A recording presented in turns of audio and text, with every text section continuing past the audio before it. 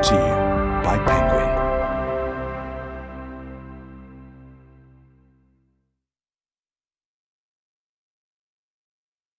The Pigeon Tunnel. Stories from my life, written and read by John le Carré. Preface.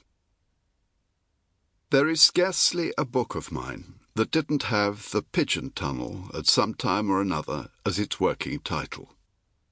Its origin is easily explained. I was in my mid-teens when my father decided to take me on one of his gambling sprees to Monte Carlo. Close by the old casino stood the Sporting Club, and at its base lay a stretch of lawn and a shooting range looking out to sea.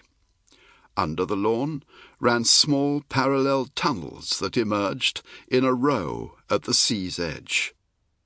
Into them were inserted live pigeons that had been hatched and trapped on the casino roof. Their job was to flutter their way along the pitch-dark tunnel until they emerged in the Mediterranean sky as targets for well-lunched sporting gentlemen who were standing or lying in wait with their shotguns. Pigeons who were missed, or merely winged, then did what pigeons do. They returned to the place of their birth on the casino roof, where the same traps awaited them.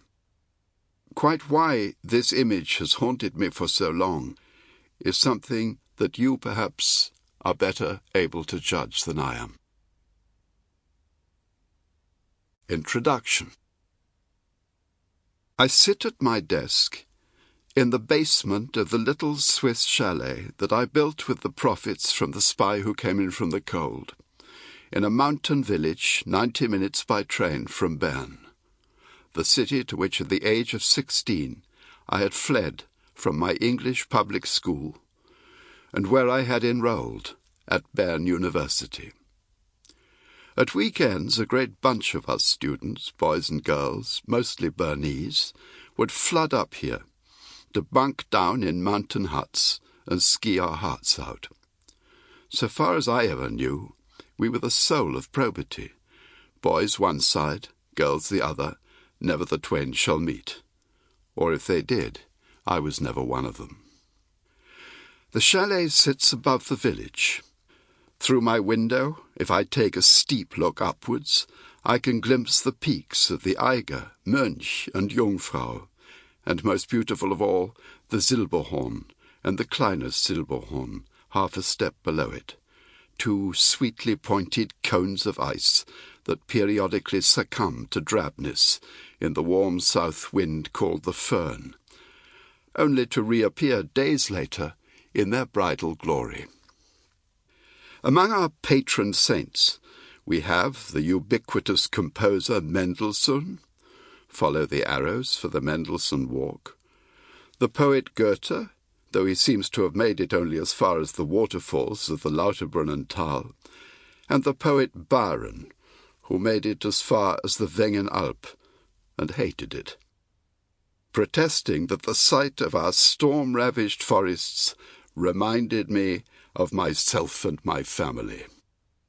But the patron saint we most revere is undoubtedly one Ernst Gertsch, who brought fame and fortune to the village by inaugurating the Lauberhorn ski race in 1930, in which he himself won the slalom.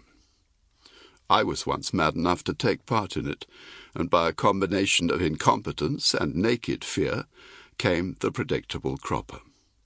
My researches tell me that, not content to become the father of ski racing, Ernst went on to give us the steel edges to our skis and steel platforms for our bindings, for which we may all be thankful to him.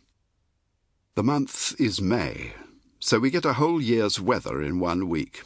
Yesterday a couple of feet of fresh snow and not a single skier to enjoy it. Today an unobstructed scorching sun, and the snow nearly gone again, and the spring flowers back in business. And now, this evening, thunderclouds of Payne's grey, getting ready to march up the Lauterbrunnen Valley, like Napoleon's Grande Armée. And probably in their wake, and because... Sample complete. Ready to continue?